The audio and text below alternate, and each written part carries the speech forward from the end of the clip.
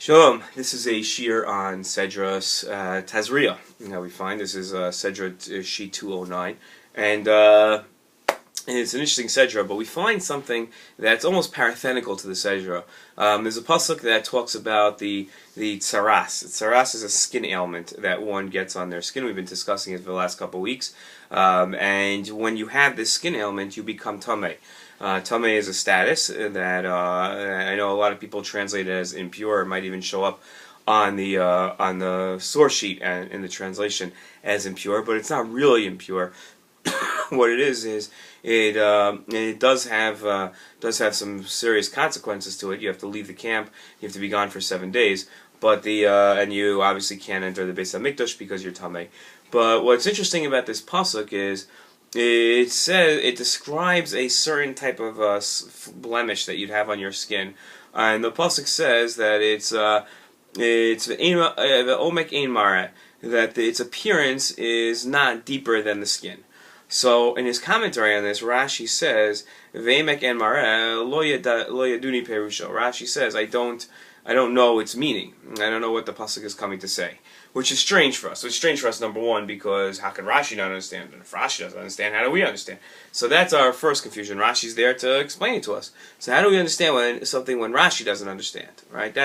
But the second question we have to ask, and it's more of a question on Rashi, the person himself, and on his commentary, not so much a Torah question, but the idea will lead us to a Torah idea, is why would Rashi ever write, I don't know? Not from a perspective of that it would be embarrassing to him, but Rashi's writing a commentary that for eternity people are going to use. I love quoting the idea that in 1,000 years since Rashi's passed away, there hasn't been one day that someone hasn't mentioned his teachings.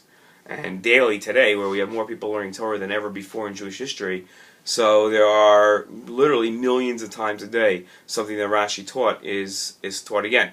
And it's just amazing to us that you could have that much influence. But if you're going to have that much influence, and you're coming to write something, and you don't a commentary to explain things to people, and you yourself don't understand it, well then there seems to be an easy solution. What you should do is just don't write anything, right? Don't explain it. So why would Rashi go ahead and write, I don't know its meaning? Just don't write anything, right? It's pretty simple. Okay, so that's our overall question on this week's Sedra that I don't understand, is why Rashi would write, he doesn't know something.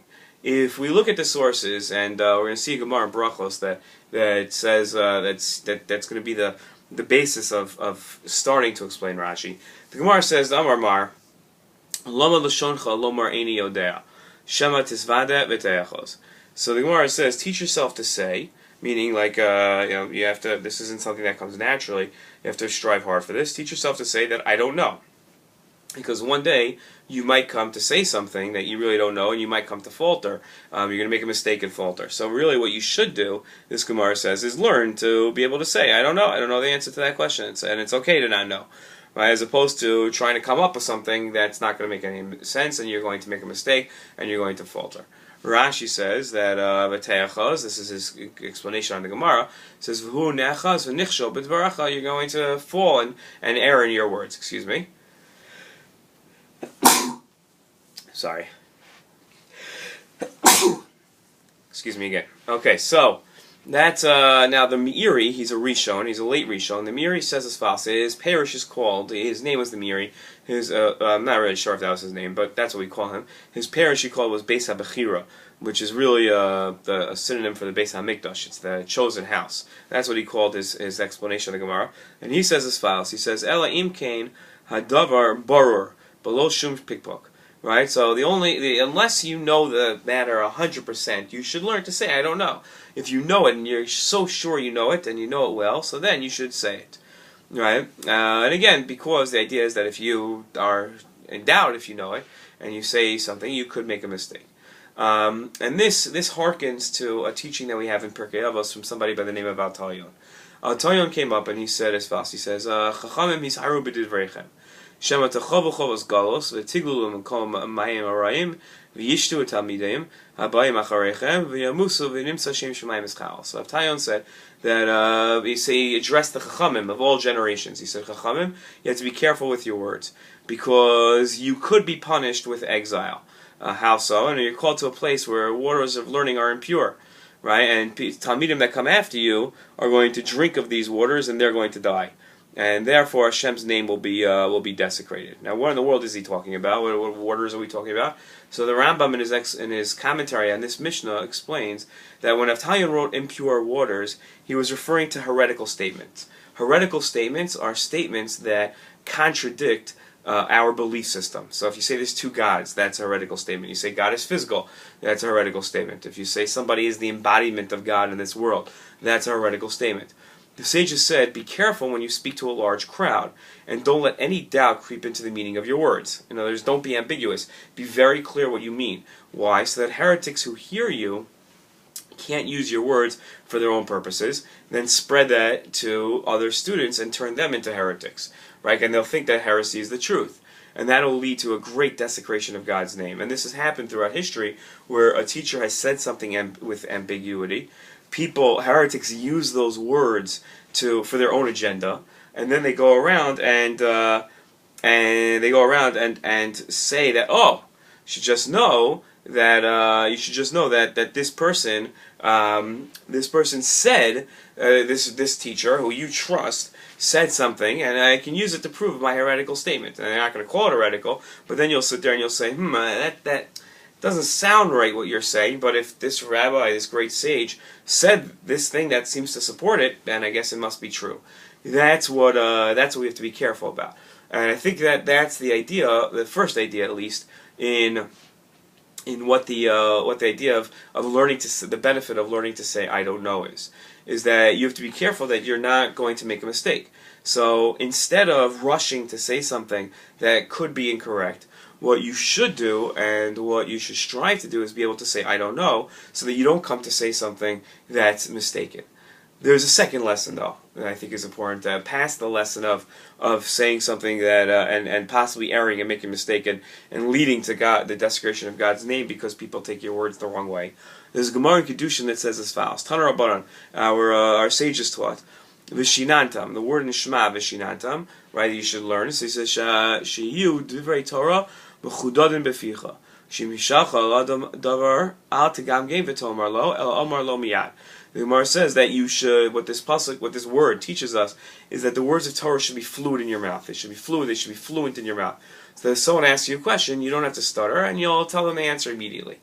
Tosfos has an incredible comment on this Gemara. He says, if someone asks you a question, halacha, or he wants to learn Torah from someone, it has to be fluent in his mouth so that he won't stutter.